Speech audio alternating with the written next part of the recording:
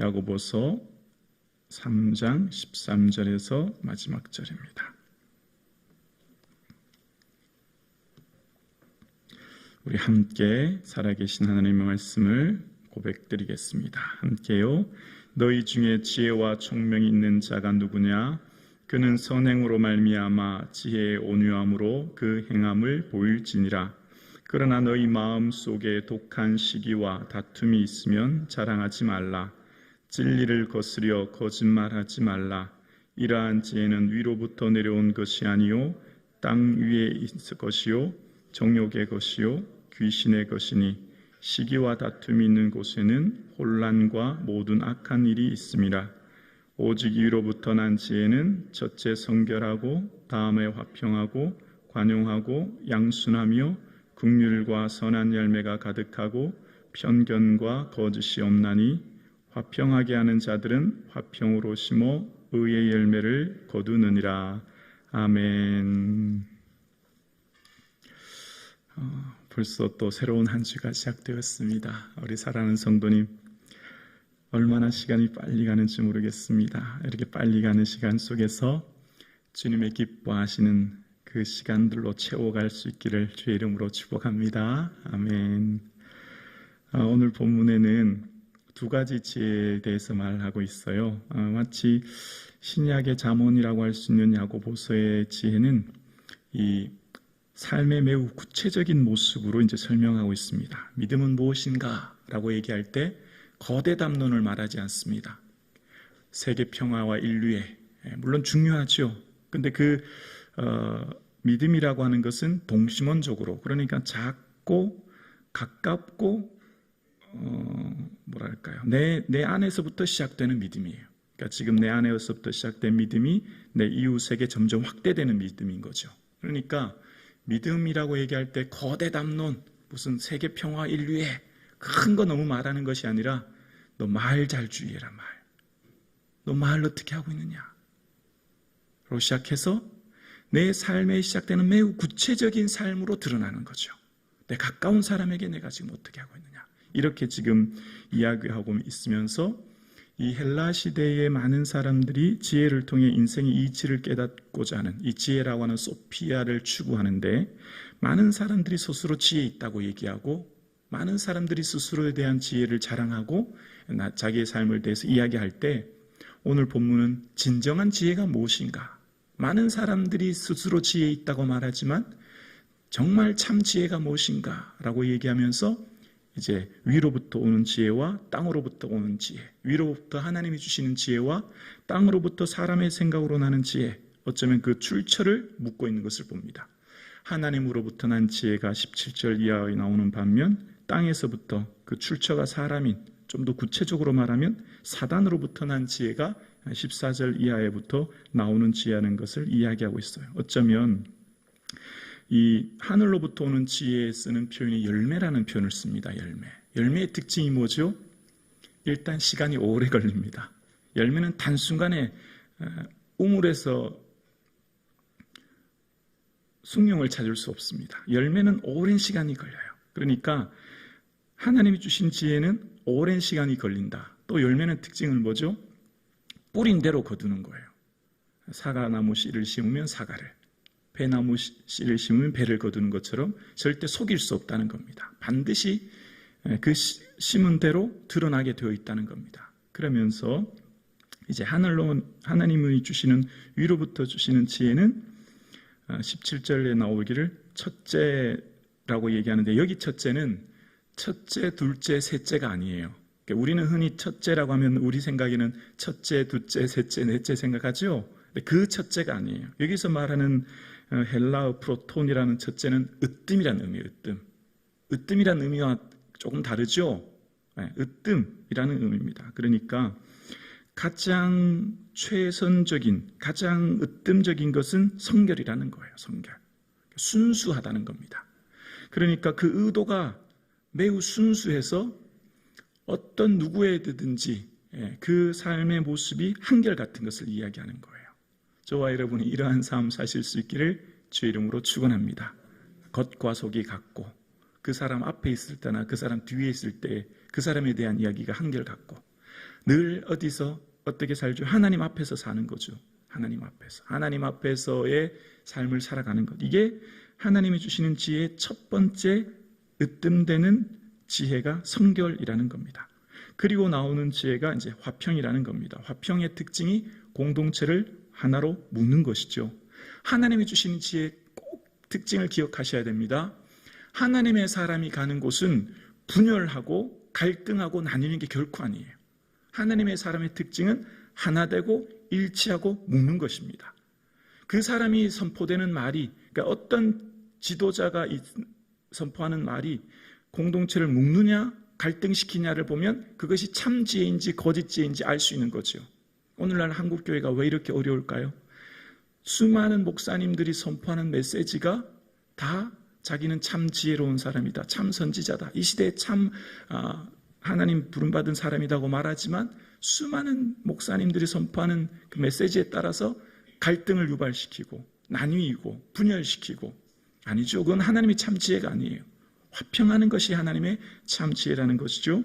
그리고 관용한다는 겁니다. 너그럽게 받아들이고 양순한다는 겁니다. 여기 양순이라는 것은 고분고분하다 이런 언어가 뜻이 있어요. 고분고분하다. 누가 고분고분할까요?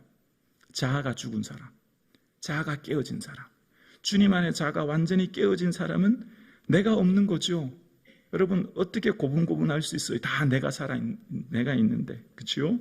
그리고 긍휼은 자비를 말하고 선한 열매, 편견이라고 하는 것은 원어의 뜻은요, 동요하지 않는 거예요. 하나님으로부터 주시는, 위로부터 주시는 지혜는요, 누구의 말에 어떤 환경의 시대의 시류에 흔들리지 않아요. 한결같이 내 길 가는 거죠. 한결같이. 우리 교회 성도님들 같으신 거죠. 우리 교회 성도님들은 한결같으시잖아요. 뭐 1, 2년이 아니라 수십 년 동안 정말 대단하세요. 거짓이 없대요. 위선이 없다는 거죠. 겉과 속이 같다는 거죠. 그래서 결국 위로부터 난 지혜의 열매는 18절에 화평이라는 것입니다. 그래서 하나님 주시는 화평의 삶을 살아가게 된다는 거예요. 그러니까 신앙생활의 연조가 깊어질수록 어떻게 될까요? 옆에 있는 성도가 사랑스러워지는 거예요. 아멘이십니까? 위로부터 주시는 지혜를 받은 사람은 내 민족이 사랑스러워요. 이 대한민국이 사랑스러워요. 위로부터 주신 지혜를 얻으면 이 교회가 사랑스러워요. 내가 위치한 내 가정 아들과 딸들이 사랑스러워요. 내가 다니는 직장이 사랑스러워요. 아멘이시죠? 이게 위로부터 주신 지혜예요. 하나님 주시는 지혜의 특징은 내 지금 삶의 모습이 사랑스러워서, 사랑스럽기 때문에 어떻게 될까요? 그 사람이 가는 곳을 통해서 묶여지는 거예요. 하나 되는 거예요. 일치되는 거예요. 그래서 그 공동체가 그 사람을 통해서 평화의 공동체로 변화되어지는 것이죠.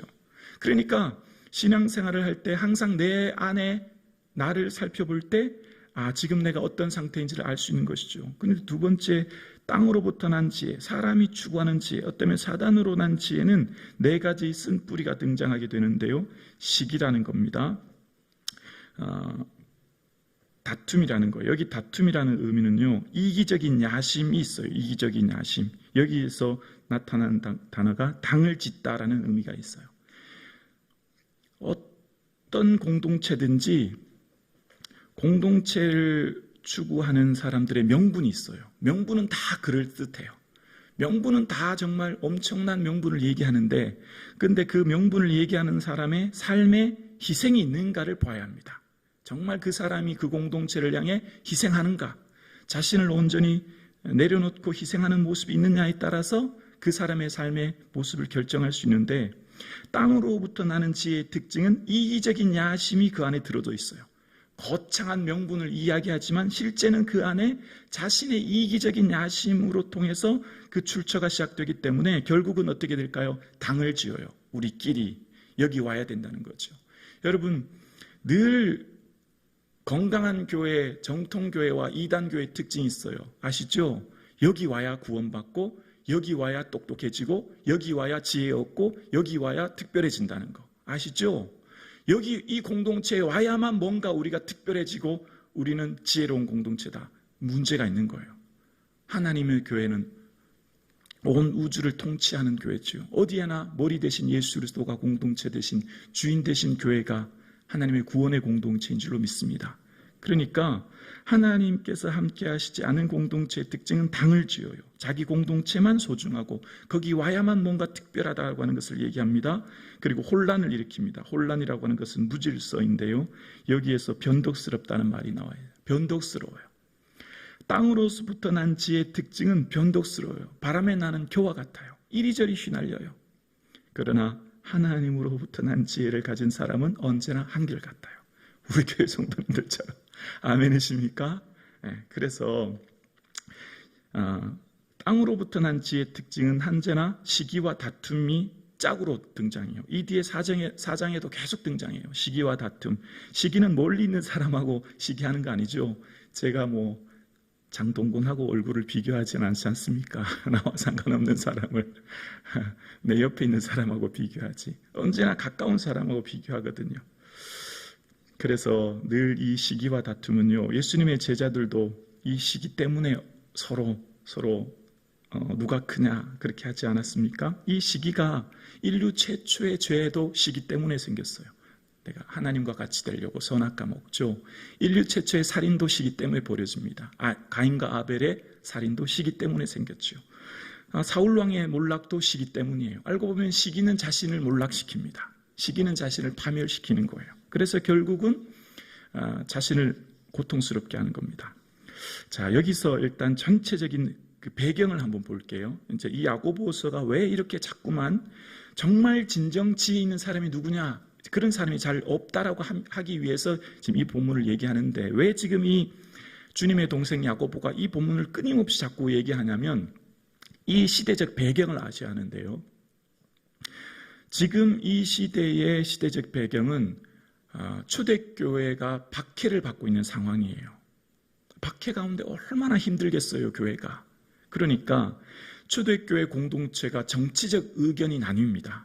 정치적으로 교회가 나뉘기 시작해요. 그러니까 정치적인 견해가 나뉘어지는 열심당이라는 사람이 생겨요.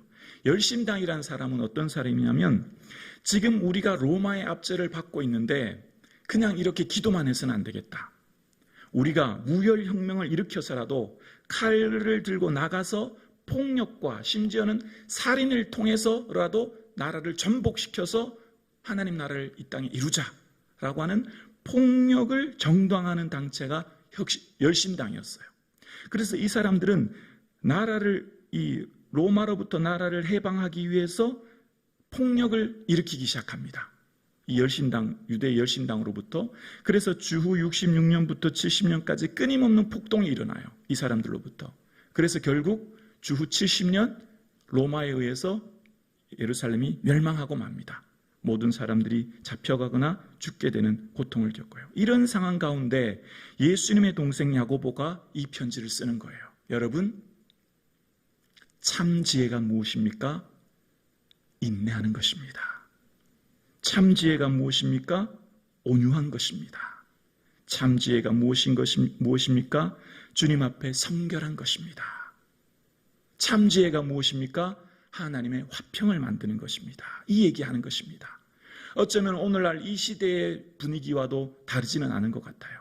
늘 정치적인 의견은요, 두 개로 나뉘어집니다.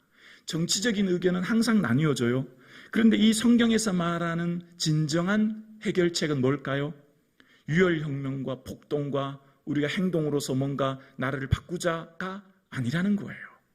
예수님의 동생 야고보가 말하는 참된 해결책은 인내로서 구비하여 조금도 부족함이 없도록 하나님의 모든 시련을 기쁘게 여기며 주어진 삶의 자리를 충실히 살아가며 내 삶의 자리를 화평의 자리로 만들어라 라고 얘기하는 거예요. 아멘이십니까? 이게 어쩌면 오늘 이 시대 우리에게 말씀하시는 것임을 보게 됩니다. 이 시대의 시대적 조류를 보십시오. 이 시대의 시대적 상황을 보십시오. 정치적인 의견이 다 나뉘어집니다. 정치적인 의견 때문에 오늘날 교회까지 얼마나 힘들어지는지 몰라요. 교회도 이 물살에 이리저리 휘청거리기 시작합니다. 그러나 하나님이 요구하시는 참된 지혜는 무엇입니까? 오늘 야고보가 말하는 겁니다. 그것은 화평을 이룬다는 것입니다. 하나 되게 한다는 거예요.